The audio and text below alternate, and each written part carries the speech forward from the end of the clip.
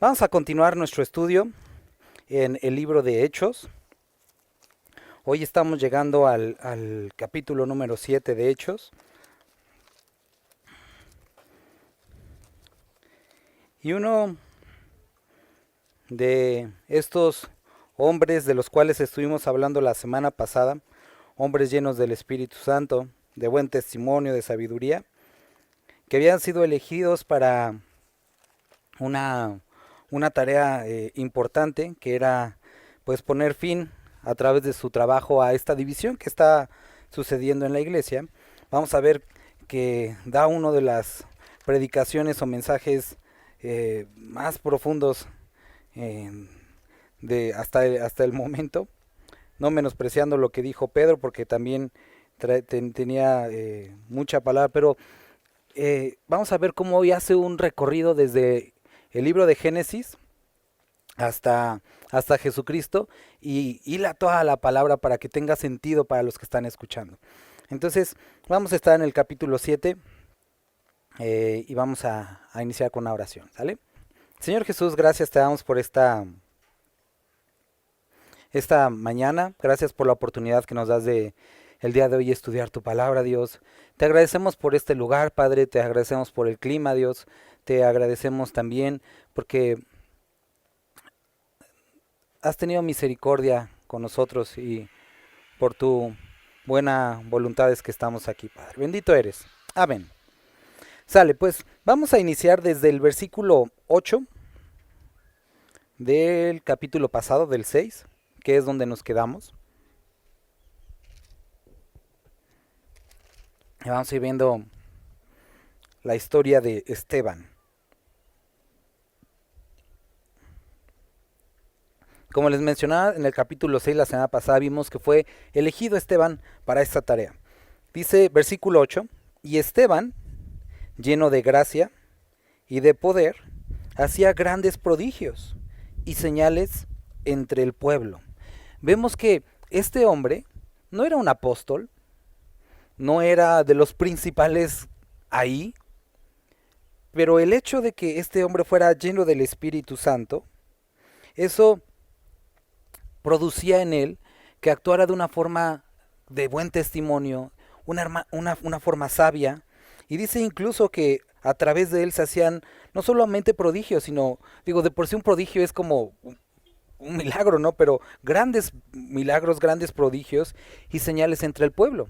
Y esto nos habla de algo importante, que con Cristo Jesús, en Cristo Jesús, no es una cuestión ni de posiciones, ni de como niveles, ni nada.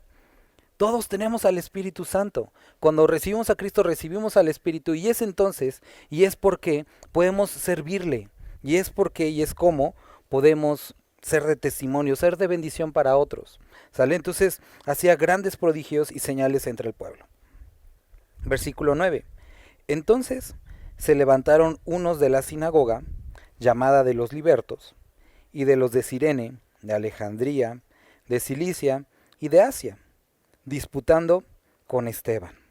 Entonces se junta este grupo de personas que provenían de esta sinagoga, de esta iglesia judía, y nos menciona Alejandría y Cilicia, y esto nos puede o nos lleva a pensar que esta era precisamente la sinagoga de Pablo, del cual vamos a estar hablando en los siguientes capítulos. Pablo, el apóstol Pablo, antes de creer en Cristo, era la sinagoga y seguramente la que él presidía. Alejandría de Sicilia y de Asia disputando con Esteban. Pero, versículo 10, no podían resistir a la sabiduría y al espíritu con que hablaba. Entonces sobornaron a unos para que dijese que le habían oído hablar palabras blasfemas contra Moisés y contra Dios. Y levantaron al pueblo, a los ancianos y a los escribas, y arremetiendo le arrebataron y le trajeron al concilio. Y pusieron testigos falsos que decían, este hombre no cesa de hablar palabras blasfemas contra este lugar santo y contra la ley. La semana pasada estuvimos viendo en el capítulo 6 algo que sucedió, que fue un acto de división entre la iglesia que se estaba formando. Y vimos tocamos Proverbios capítulo 6 que menciona que 7 cosas abomina el alma de Dios y aún 7 abomina su alma, ¿no? La séptima.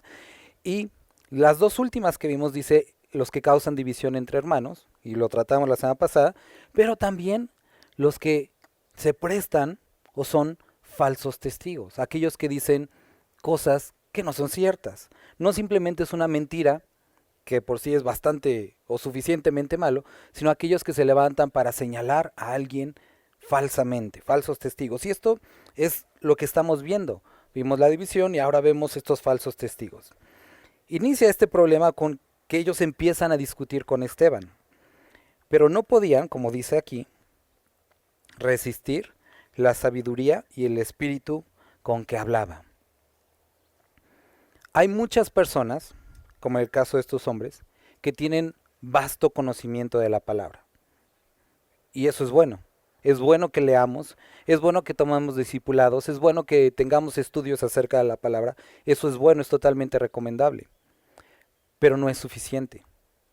Porque a diferencia de estos hombres que tenían todo el conocimiento, Esteban, claro está, que es por el Espíritu, tenía sabiduría.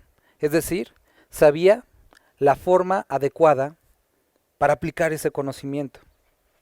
Y eso es algo que nosotros necesitamos el día de hoy.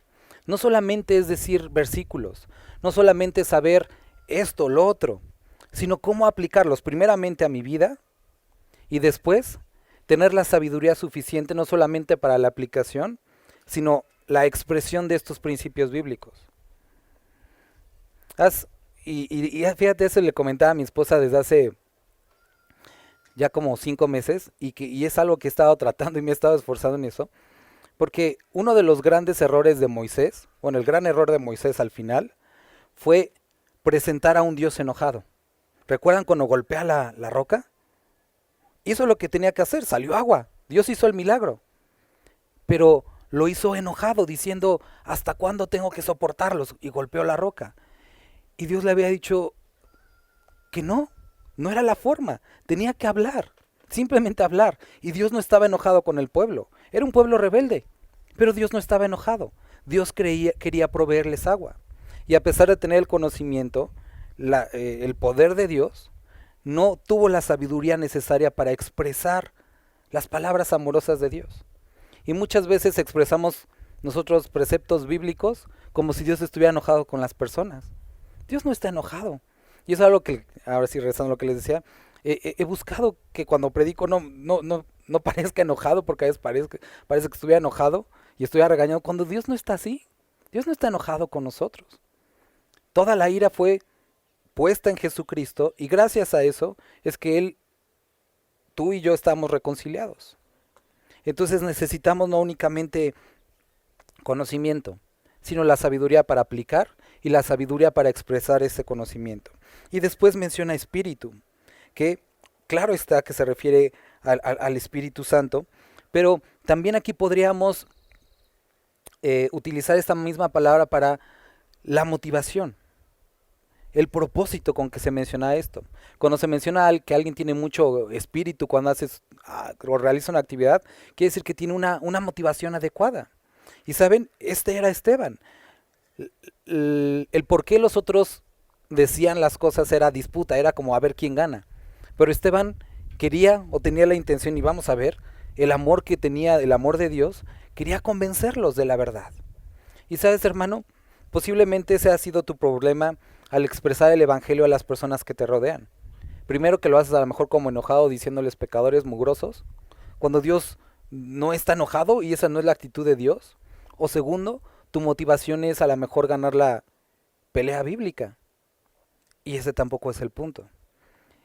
Y ellos no podían resistir, podían a lo mejor debatir conocimiento, pero donde se toparon, donde se tuvieron que parar, fue la sabiduría con la que hablaba Esteban. Y hermano, creo que eso es algo que necesitamos tú y yo. Necesitamos pedir esto a Dios. Dice la palabra, el que esté falto de sabiduría, pídala. Y si tú dices, híjole, pues sí, no he sabido cómo hablar, no he sabido cómo aplicar, pídele a Dios sabiduría. Esfuérzate en la búsqueda de Dios, pero pídele a Dios sabiduría. Y esto no lo podían resistir ellos. De tal forma que su única salida fue sobornar a unos para mentir. Es decir, se prestaron para expresar falso testimonio. Y cuida tu corazón, cuida tu alma de caer en esto, de ser un falso testigo. Si tú no has escuchado algo de alguien, no digas, pues sí, creo que sí dijo algo. No digas cosas que alguien no dijo. No te prestes para dar falso testimonio, porque esto es algo que abomina a Dios, que detesta. Y tristemente muchos, por beneficio como estos, por no perder una posición, se suman a problemas que ni te constan, ni sabes, pero te sumas.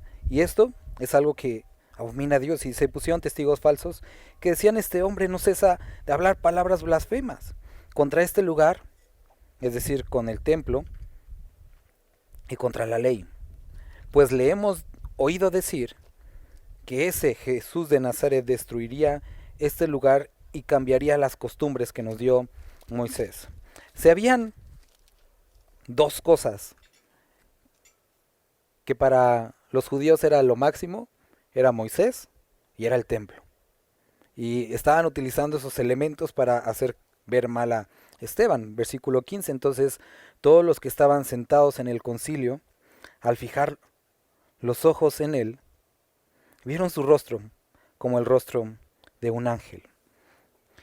Creo que las palabras no hacen justicia a lo mejor a lo que experimentaron, pero algo había en la forma en la que se expresaba Esteban, en la forma a lo mejor en sus ojos, en su rostro, que lo hacía ver tanto así como un ángel. Un evento similar es Moisés, cuando desciende del monte, tras haber recibido la ley, las personas vean que su rostro resplandecía. Y entonces incluso tenía que usar algo para cubrir su rostro. Pero una cosa era evidente o nos describía este evento, que había estado con Dios. Y de la misma forma, a diferencia de los otros que eran maestros de la ley, era evidente que Esteban pasaba tiempo con Dios.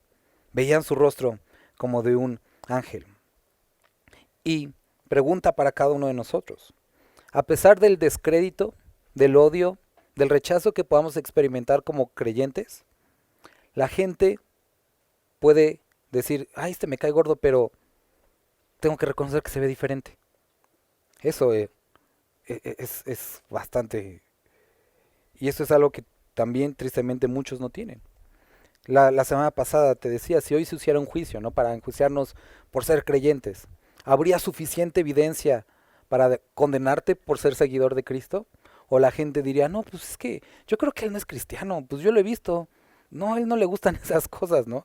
Sería bastante triste, pero él, podían inventarle cosas, pero su rostro era diferente, se veía como el rostro de un ángel. El sumo sacerdote dijo entonces, ¿es esto así? Y él dijo, varones hermanos y padres, oíd, el Dios de la gloria inicia este viaje como muy preciso a través de la palabra. Apareció a nuestro padre Abraham, estando en Mesopotamia, antes que morase en Harán, y le dijo, sal de tu tierra y de tu parentela, y ven a la tierra que yo te mostraré. Entonces salió de la tierra de los caldeos, y habitó en Harán, y de allí, muerto su padre, Dios le trasladó a esta tierra en la cual vosotros habitáis ahora. Entonces vemos un primer evento que vemos también reflejado, bueno, lo vemos en Génesis. Por alguna causa, hay incluso un cuento rabínico, una tradición en esto, que Dios llama al padre de Abraham, pero se queda a la mitad del camino. Y en esa mitad del camino, dice que él iba con destino a Canaán, pero se queda a la mitad del camino. Y ahí muere, y ahí queda. Y Abraham es llamado y continúa ese viaje hasta Canaán.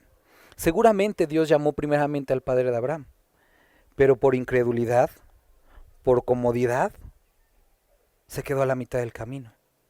Y entonces fue su hijo el que sí tuvo fe y continuó esta travesía. Y quiero que veas la forma en la que la describe, porque eso siempre me ha llamado la atención. A diferencia del relato de Génesis, dice ve, pero aquí utiliza un verbo diferente. Dice ven. como diciendo, yo estoy en Canaán. Obviamente sabemos que Dios está en todas partes, pero es el lugar en el que Abraham se encontraría con Dios, en que tendría esta experiencia. Y hasta que nosotros damos ese paso de fe, posiblemente nunca tengas ese encuentro diferente con Dios. Dice, ven a la tierra, a esta tierra de Canaán. Después, en la cual vosotros habitáis ahora. Versículo 5. Y no le dio herencia en ella, ni aun para sentar un pie, pero le prometió que se la daría en posesión y a su descendencia después de él, cuando él aún no tenía hijo. Y le dijo Dios así, que su descendencia sería extranjera en tierra ajena, y que los reduciría a servidumbre y los maltratarían por 400 años. Mas yo juzgaré, dijo Dios, a la nación de la cual serán siervos, y después de esto saldrán y me servirán en este lugar. Y le dio el pacto de la circuncisión, y así Abraham engendró a Isaac, y le circuncidó al 8º día, e Isaac a Jacob, y Jacob a los 12 patriarcas. Vemos la primera historia que está presentando Esteban. Una historia de un hombre que fue llamado, que no creyó y que se quedó a la mitad del camino. Después, en esa misma historia, un hombre que sí creyó y que prosiguió y recibió la promesa. ¿Sale? Pon atención a esto porque es importante para el desarrollo de lo que quiere decir Esteban. Después, versículo 9. Los patriarcas, movidos por envidia, vendieron a José para Egipto, pero Dios estaba con él. ¿Recuerdas la historia, no? Él tiene estos sueños y le dicen, ¿acaso este va a gobernar sobre nosotros? Ellos no podían reconocer en Jacob, pero en Josué, a alguien que los gobernara, a alguien que los liberara, a alguien que los dirigiera. Entonces, movidos por celos, y subraya esta palabra, ¿qué hicieron con él? Pues lo vendieron a Egipto y le libró de todas sus tribulaciones y le dio gracia y sabiduría delante de Faraón, rey de Egipto, el cual lo puso por gobernador sobre Egipto y sobre toda su casa. Vino entonces hambre en toda la tierra de Egipto y de Canaán, y grande tribulación. Y nuestros padres no hallaban alimento. Cuando oyó Jacob que había trigo en Egipto, envió a nuestros padres la primera vez. Y en la segunda José se dio a conocer a sus hermanos. Y fue manifestado a Faraón el linaje de José. Y enviando José, hizo venir a su padre Jacob y a toda su parentela, en número de 75 personas. Así descendió Jacob a Egipto, donde murió él y también nuestros padres. Pongamos mucha atención. ¿Qué es lo que está sucediendo con Cristo? Vino y dice que a los suyos vino, pero los suyos no lo recibieron. Y después continúa ese versículo, para los que le recibieron, a los que creen en su nombre, les dio la potestad de ser hechos hijos de Dios. Entonces vino a los judíos y no le reconocieron, no le aceptaron, dijeron, ¿quién es este que quiere ponerse por encima de nosotros? Y entonces, ¿qué es lo que sucede? Nosotros lo hemos estudiado en el libro de Apocalipsis. Bueno, también terminan los evangelios con la ascensión de Cristo. Y después, Él ha de venir en el rapto por su iglesia. Pero en la segunda venida, cuando estuvimos estudiando el libro de Zacarías, hay una profecía que describe lo siguiente. Que entonces le verán y llorarán por Él como quien llora por un primogénito. Entonces, durante la segunda venida, el pueblo de Dios, nuevamente, o más bien en ese momento, sí le reconocerán.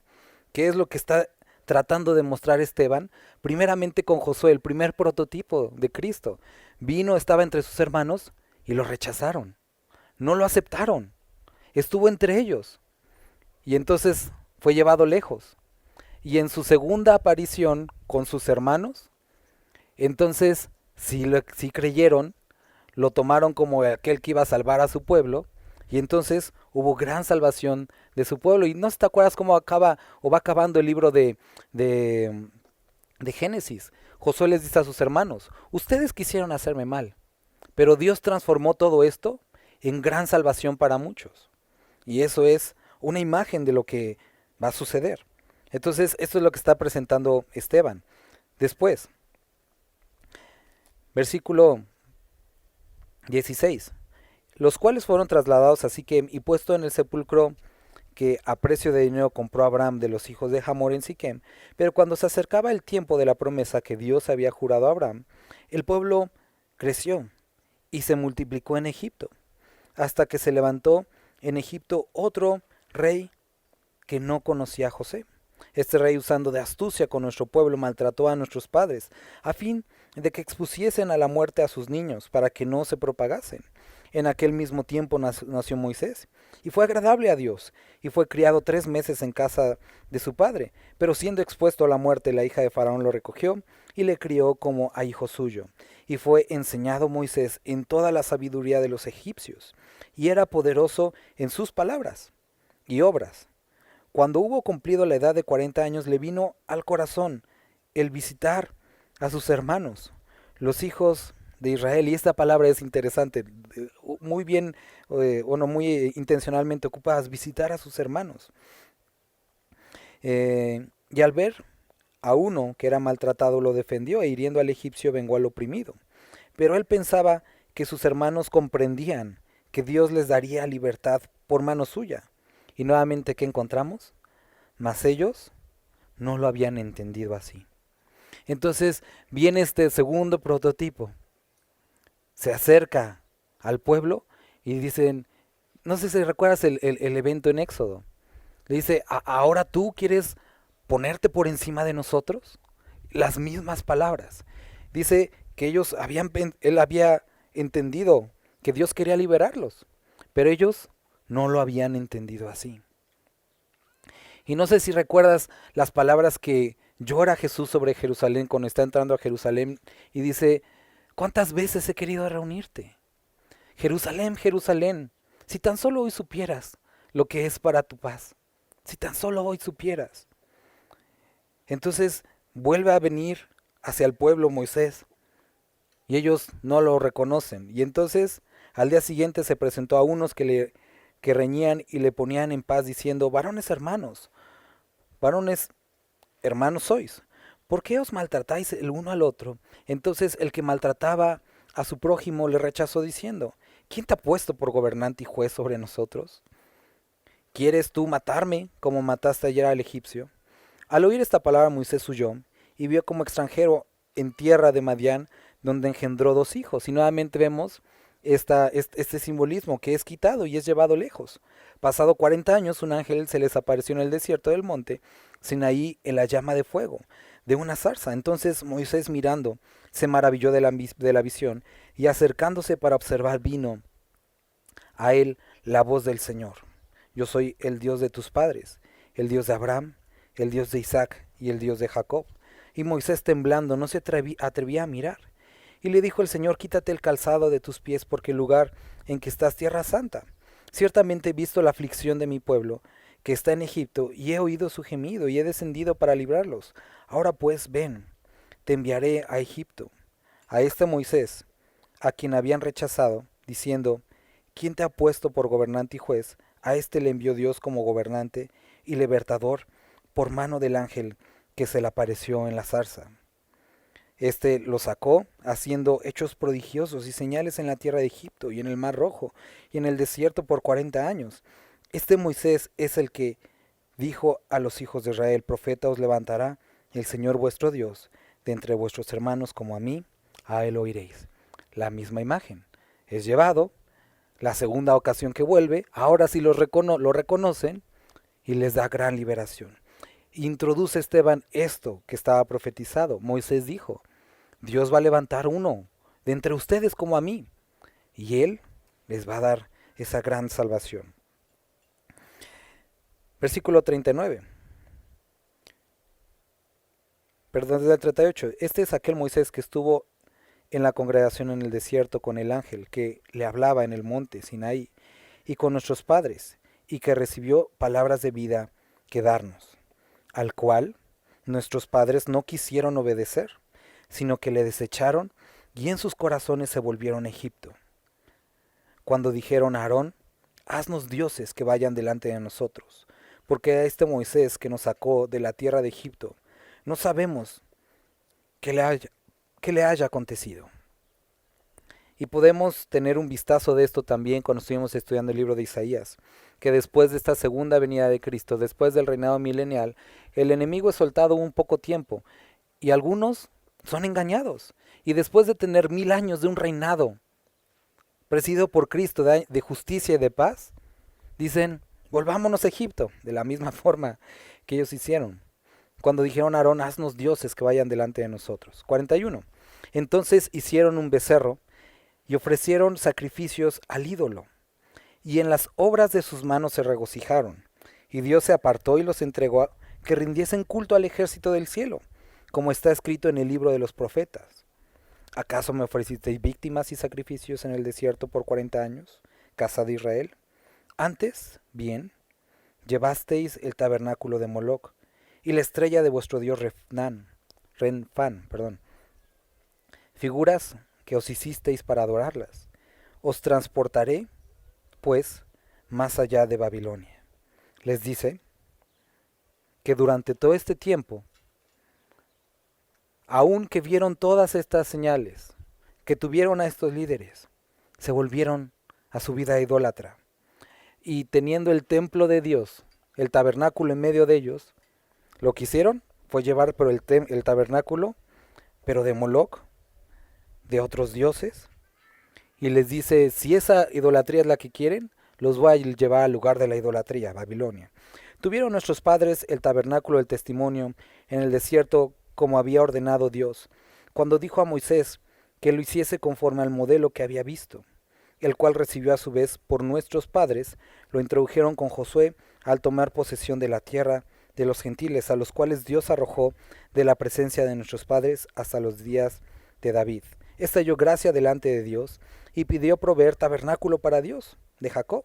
Mas Salomón le edificó casa, así bien el Altísimo no habita en templos hechos de mano, como dice el profeta.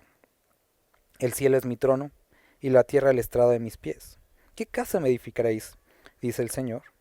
¿O cuál es el lugar de mi reposo?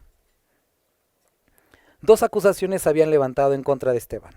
Una, que abandonaran la ley que había sido dada por Moisés, y otro que había blasfemado del santo templo, del santo lugar. Aquí les expone dos casos de los grandes patriarcas, cómo ellos lo habían rechazado, a pesar de que había venido, sus padres lo habían rechazado. Les pone el caso del templo, había estado el tabernáculo en medio de ellos, y teniendo el tabernáculo en medio de ellos, lo habían contaminado con su idolatría. Habiéndolo tenido ahí, habían querido, Dios había hecho algo simple, una como tienda, sí, tenía varios elementos de oro importantes y específicos, pero no era nada similar ni parecido a los demás templos de los demás reinos. Y entonces, cuando llega David dice, vamos a levantar un templo enorme, y se hace con Salomón. Vino, lo rechazaron. Segunda vez, le creyeron. 51. Después de todo este viaje les dice, duros de cabeza, duros de entendimiento, e incircuncisos, pero de corazón y de oídos. Vosotros resistís siempre al Espíritu Santo, como vuestros padres, así también ustedes. ¿A cuál de los profetas no persiguieron vuestros padres y mataron a los que anunciaron de antemano la venida del justo? ¿De quién de vosotros ahora habéis sido entregadores y matadores? Vosotros que recibiste la ley por disposición de ángeles y no la guardasteis. Oyendo estas cosas, ¿se arrepintieron? ¿No? Dice, se enfurecían en sus corazones y crujían los dientes contra él. Queridos hermanos, nosotros hemos descrito primero a un hombre lleno del Espíritu, de buen testimonio, de sabiduría, alguien que al verlo o al percibir a alguien como él diríamos, está preparado para grandes cosas, un gran hombre, sería de gran utilidad en la iglesia, un hombre así. Y Dios había determinado que su ministerio duraría una sola predicación. Una. Pero con eso tuvo para darles duro a estos hombres. Sabemos que termina esta historia con él apedreado. Pero cuando nosotros vemos lo que él dice, primero describe una insistencia de Dios, un acercamiento de Dios hacia el pueblo y la dureza del corazón de ellos, teniendo la ley, teniendo el templo, teniendo a un libertador de parte de Dios, se resistieron. Y les dice duros de cabeza. Sería muy fácil menear la cabeza y decir, estos cuates se pasan. Pero ¿qué de nosotros, queridos hermanos? No solamente tenemos la ley, sino tenemos el cumplimiento de la ley en Cristo, la explicación de la ley del amor, el sacrificio de Cristo en la cruz. Ahora no solamente, o más bien no tenemos un templo físico, sino el mismo Espíritu Santo mora en nuestros corazones. ¿Y sigue siendo duro a su voz? Domingo tras domingo, martes tras martes, jueves tras jueves, es expuesta palabra y escuchas palabra, o posiblemente incluso expones la palabra, y sigues siendo duro a la voz de Dios. Sigues diciendo, es que voy a orarlo. ¿Qué vas a orar? ¿Qué vas a meditar? Necesitas ponerlo por obra. Han pasado cerca de 2000 años de la crucifixión y resurrección de nuestro Señor Jesucristo. Y si algo tenemos por esperanza es que Él viene pronto. ¿Cómo va a encontrar a su pueblo? ¿Duros? ¿Negando? Dice aquí, ¿a cuál de los profetas no persiguieron vuestros padres? Y esto era la verdad. A todos los que les hablaron de Dios, los persiguieron. Pero decían, Dios, háblanos. Y Él enviaba hombres y los perseguían. ¿Y cuántas veces Dios ha hecho a lo mejor lo mismo con nosotros? Que decimos, Dios, es que quiero que me dirijas mi vida. Y viene algún hermano, alguna hermana de parte de Dios y te dice algo, tú no te metas.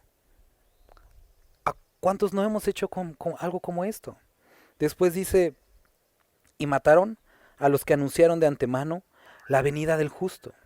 A todos que hacían referencia, que hablaban acerca de Jesucristo. Los mataron. Y sabes, el día de hoy, de alguna forma, cuando es expuesto nuestro pecado, es expuesto nuestra indiferencia, a veces queremos callar esas voces que exhiben lo que hay en nuestras vidas. ¿Cuántas veces hemos hecho esto? Y somos también tan culpables como ellos.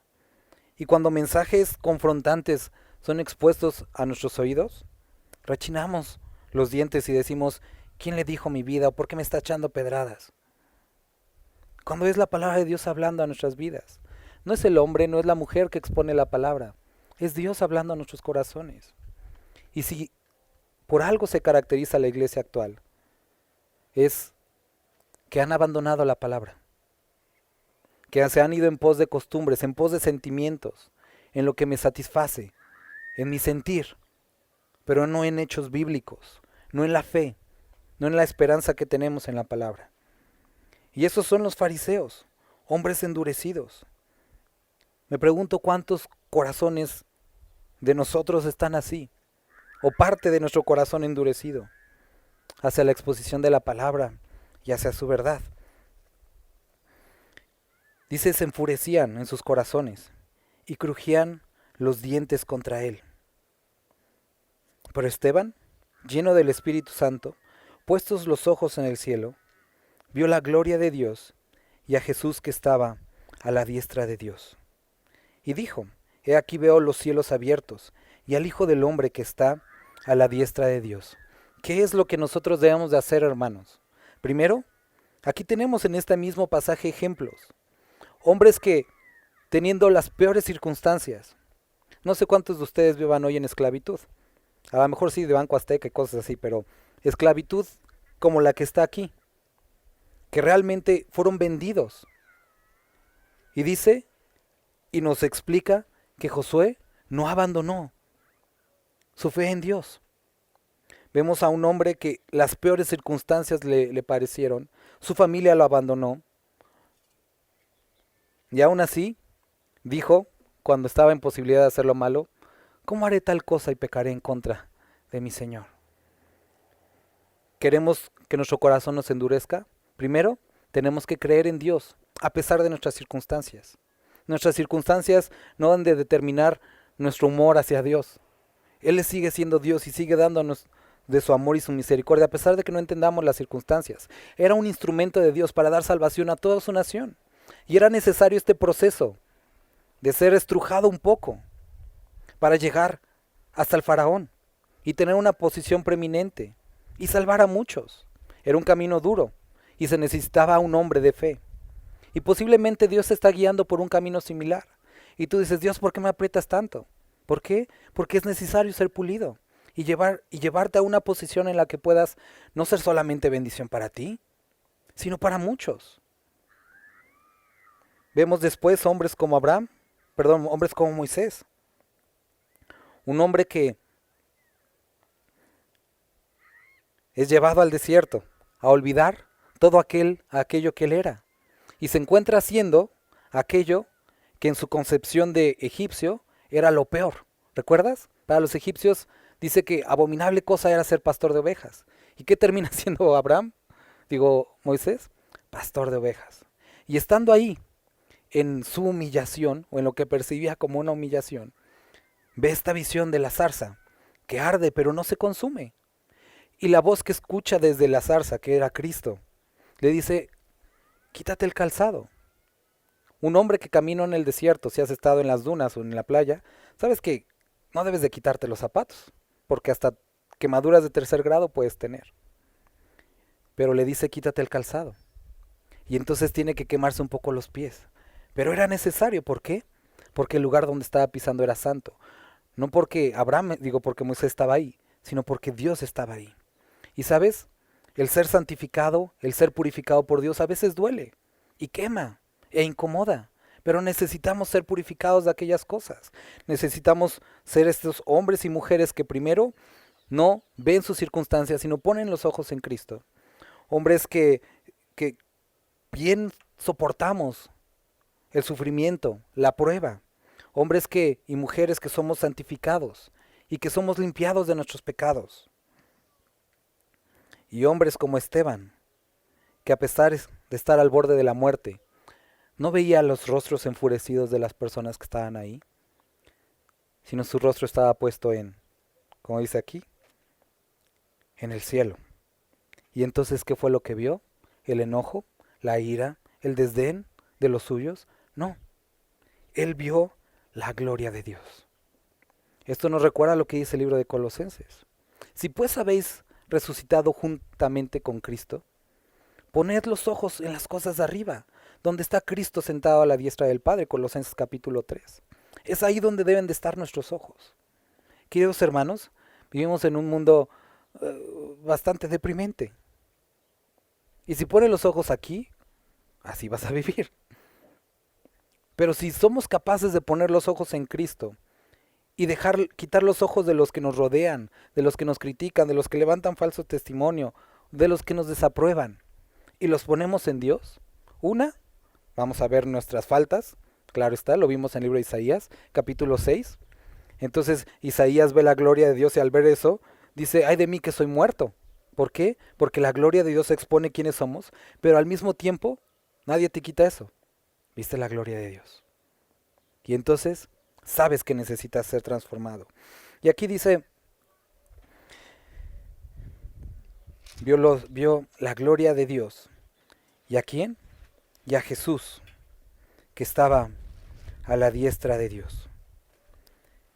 Hermanos, si tan solo fuéramos capaces, cada vez más y más, de en cada circunstancia, en lo que hoy te aqueja, ver la obra y mano de Cristo, creo que tu perspectiva sería diferente.